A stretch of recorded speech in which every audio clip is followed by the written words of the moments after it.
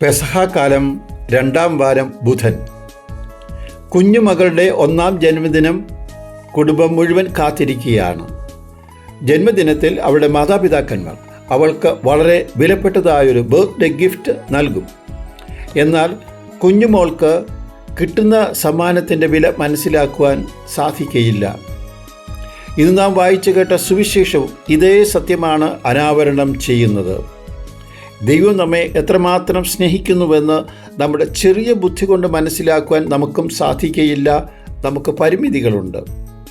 നാം നിത്യജീവൻ പ്രാപിക്കുവാൻ തൻ്റെ ഏകജാതനെ നൽകുവാൻ തക്കവണ്ണം ദൈവം ലോകത്തെ അത്രമാത്രം സ്നേഹിച്ചു.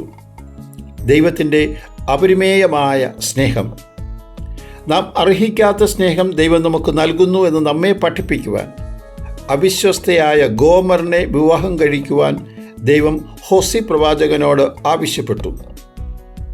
വീണ്ടും വീണ്ടും പാപം ചെയ്യുന്ന നമ്മുടെ പ്രതീകമാണ് ഗോമർ. ഏകപക്ഷീയമായി തുടർന്നും നമ്മെ സ്നേഹിക്കുന്ന ദൈവസ്നേഹത്തിൻ്റെ പ്രതീകമായി മാറുന്നു ഹോസി പ്രവാചകൻ. മനുഷ്യൻ്റെ അവിശ്വസ്തതയെ അതിജീവിക്കുന്ന ദൈവസ്നേഹം.